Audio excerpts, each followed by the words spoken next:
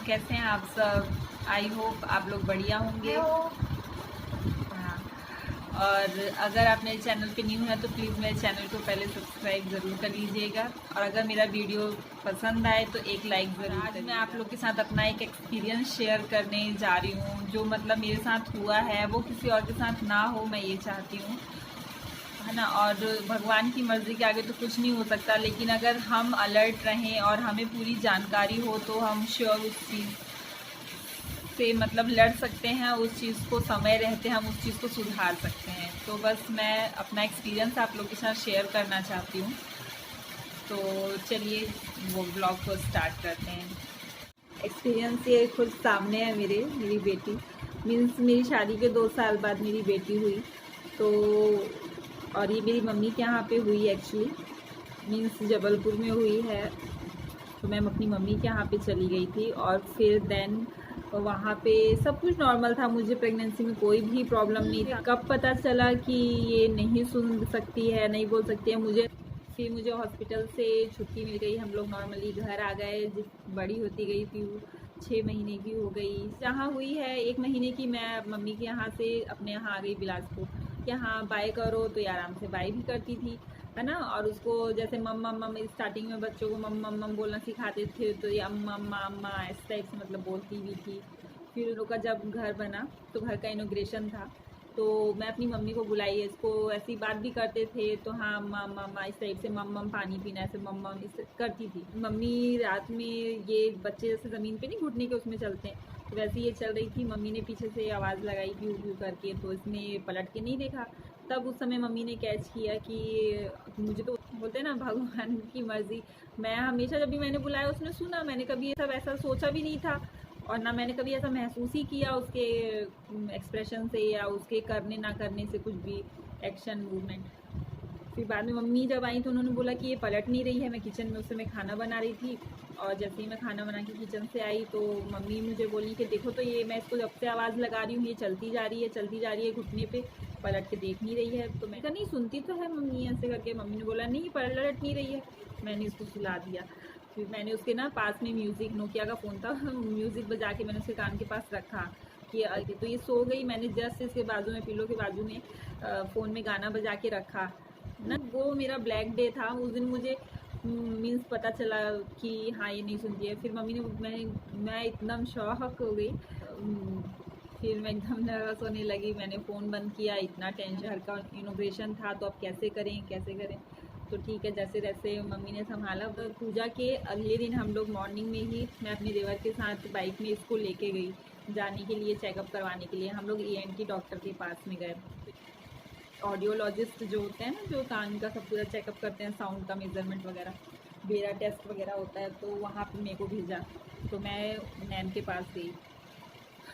फिर उन्होंने चेक वेक किया के जा रही थी अपने देवर के साथ। उस दिन मेरा एक्सीडेंट भी हो गया, और ये छोटी सी थी। मैंने इसको बाइक में ऐसे करके पकड़ा हुआ था पीछे बेबी को, और में जैसे एक डिवाइडर था मेन मार्केट में, तो ऐसे करके मेरा देवर लेके आया बाइक, और उसने ऐसे करके मोड़ा। यहाँ पे रेत डाला हुआ था, और एकदम रेत में जाके ऐसे बाइक ना स्लिप हो गई, और मैंने ऐसे करके उसको पकड़ा हुआ था।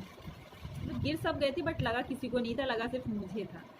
अंदर से भी लग गया था और बाहर से भी लग ही गया, समझ गए होंगे। आ गए उठाने, मतलब मैं चेकअप करवाने जा रही थी उसी समय मीन्स ये हुआ। इतना टेंशन, वो मुझे कुछ भी नहीं दिखाई दे रहा था कि हाँ मैं गिर गई, कहाँ लगा कहाँ नहीं। मैडम ने चेकअप वगैरह किया, बेरा टेस्ट किया, फिर मुझे अंदर बुलाया। फिर जब मैं नहीं बता सकती हूँ, मुझे बुलाया अंदर और बोला कि आपकी बेटी नहीं सुन सकती है, मशीन लगाइए, सुनने की प्रॉब्लम है, उसका गला वगैरह एकदम ठीक है, वो नॉर्मल हो जाएगी, बोल पाएगी। जब बच्चा सुनेगा नहीं तो बोलेगा कैसे? जैसे अगर हमको कोई उर्दू भाषा बोलेगा तो हम नहीं समझ पाएंगे ना, क्योंकि हमने ना वो भाषा कभी सुनी ना सीखी।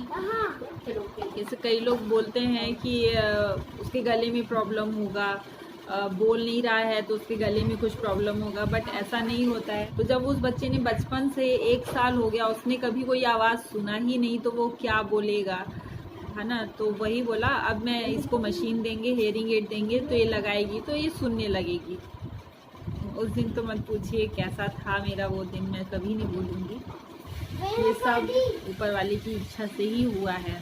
डॉक्टर ने मुझे बताया कि 2-3 कारणों से ऐसा होता है।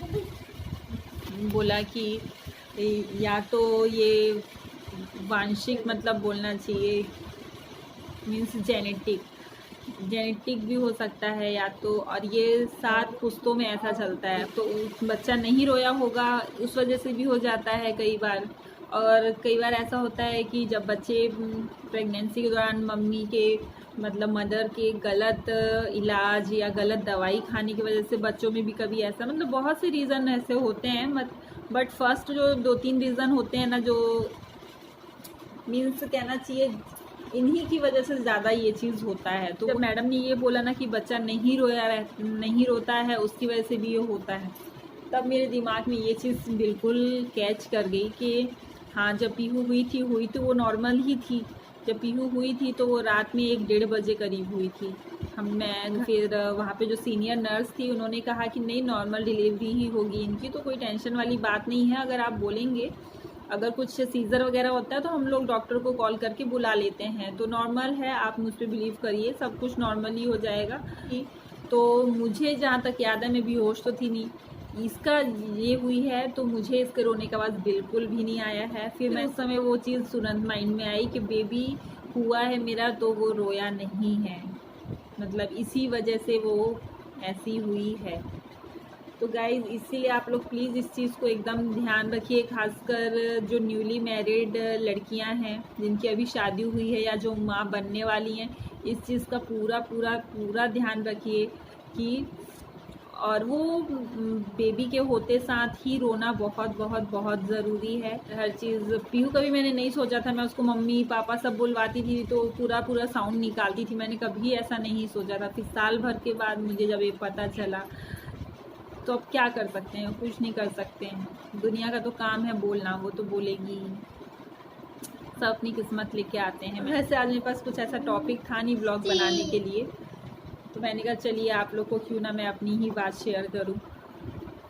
तब पता चला, और अगर बच्चों का और वो तो जो होना है हो ही गया, लेकिन अगर इस चीज़ और जल्दी पहले पता चल जाती ना, और जल्दी बच्चा मशीन लगाने लगता, और जल्दी उनके कानों में आवाज़ जाने लगती, उसके माइंड में आवाज़ पहुंचने लगती, तो वो बहुत सी चीज़ें सीख लेते। जितना जल्दी होता ना उतना अच्छा रहता।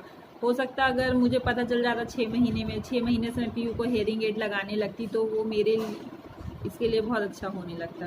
स्टार्टिंग में उसको क्या बोलना सिखाया, कैसे मैंने इसको इतना बोलना सिखाया नहीं, मैंने कभी नहीं सोचा। पहले ये लग रहा था कि बस वो मम्मी बोल दे, पापा बोल दे, वही हमारे लिए बहुत बड़ी बात है। कि जैसे जैसे मशीन लगाया, मगर तो भी आज की टेक्नोलॉजी को गाइज मानना पड़ेगा। पहले तो कुछ भी नहीं होता था, आजकल तो इतना एडवांस टेक्नोलॉजी हो गया है। ये जो पीयू ने अभी लगाया है ना, ये तो कॉकलियर इम्प्लांट ऑपरेशन के बाद ये वाली मशीन लगी है उसको, देख रहे होंगे उसके कान में। और बाकी उसको मैं रोज़ थेरेपी लेके जाती थी, ये आवाज़ को सुनना, कैसे सुनो और कैसे बोलना है। पहले आ, ई, ऊ, ए, ये जो कॉमन स्वर होते हैं ना, ये बच्चों से बुलवाते हैं। पीछे से वो लोग एक बार ड्रम बजाएंगे, वही टॉयज़ वगैरह ऐसे डम करके, तो बच्चे को एक बार उठाना है, फिर 2 बार ड्रम बजाएंगे तो 2 चीज़ उठाना है ना। मतलब इस टाइप से बच्चों को स्पीच थेरेपी दी जाती थी। ऐसे करते करते थेरेपी देते देते बहुत मेहनत की है उसकी, इतना बोलने तक मैंने बहुत किया है। आप चीज़ें दिखाती हूँ उसकी। बाकी उसका माइंड बहुत तेज़ है हर चीज़ में। देखो इधर से बनाना, उधर से बनाना, एक दुपट्टे को वो 3-3 4-4 टाइप से वेयर करके भी दिखा देगी। मैं कभी उसका ये टैलेंट आप लोग को दिखाऊंगी। और ड्राइंग उसकी बहुत अच्छी है, और ऐसा भी नहीं है कि पढ़ने में नहीं, अभी वो 4 क्लास में है, पढ़ने में भी ठीक है। मैंने उसको नॉर्मल स्कूल में ही डाला, मैंने कभी नहीं चाहा कि वो मतलब साइन लैंग्वेज सीखे। वो नॉर्मल बच्चों के ही स्कूल में जाती है, बात करती है, सब चीज़। और जो उसकी स्पीच थेरेपी के बारे में बता रही हूँ, मैंने उसको कैसे इतना बोलना सिखाया, कितना स्ट्रगल किया, वही सब मैं बताना चाह रही हूँ।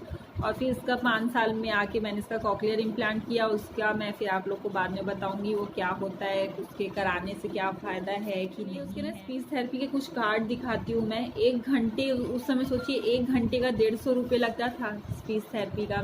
तो चलिए दिखाती हूँ मैं। ये देखिए, ऐसे मुझे वहाँ पे बोला था थेरेपी सेंटर में कि आप कार्ड ख़रीद लीजिए, तो मैंने कार्ड खरीदे नहीं थे, मैंने अपने से ही बना लिए थे। जो शादी के कार्ड्स नहीं होते हैं, कहाँ गए, हाँ ये देखिए, ये जो शादी के कार्ड होते हैं ना, मैंने इन्हीं को काटा, शादी के कार्ड्स को, और इसी में मैंने ड्राइंग बनाई। ये देखो शीशा है ना, मैंने इसमें क्या है, ये तो पीयू ने गोद दिया है, बट इसमें शीशा है ना। मैं इसको चित्र दिखा के पूछती थी ये क्या है, फिर ये बोलती थी शीशा। मतलब एक एक शब्द इसको याद करवाना है, उसको कुछ नहीं पता।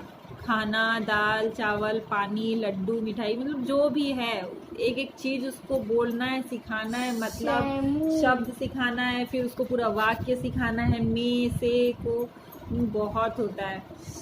नॉर्मल बच्चा तो सुन सुन के बोल लेता है, लेकिन ये इतना नहीं कर पाते हैं ये बच्चे। ये देखो, ये मैंने क्या है पीयू, ये हाँ सोप। आप उसको इंग्लिश सिखाओगे तो इंग्लिश में बोलेगी, अगर उसको मैंने हिंदी नहीं सिखाया तो वो नहीं बोल पाएगी हिंदी में कि ये क्या है। सोप बोला तो इसको सोप ही पता है। तो ये सोप, और एक बार में सिर्फ एक ही कार्ड इसके सामने रखना था। ये देखिए, इससे ना आप लोगों को मेरी वो भी पता चलेगी ड्राइंग कैसी है। टाई, नाम भी लिखा था, चाबी, एक एक चीज। ये और क्या था, पेन, ये भी था ना, ABCD के भी बनाए थे मैंने। ये देखिए, वी, वायलिन, कितने होते हैं। ऊट ऊट कैसा दिख रहा होता है ये एक माँ बाप के लिए, क्योंकि उनका बच्चा स्पेशल चाइल्ड है, लाइफ टाइम ही उसको मशीन लगाना पड़ेगा। तो अब मैं क्या ही बोलूँ आप लोगों को।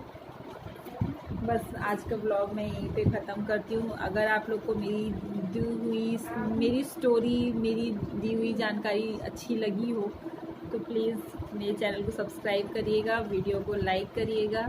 तो बस आज का ब्लॉग चलिए यहीं पे ख़त्म करते हैं, मिलते हैं नेक्स्ट ब्लॉग में।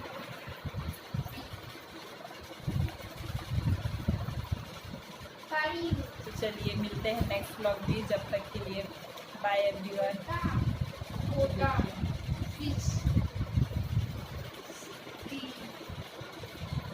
बाय बोलो पीयू।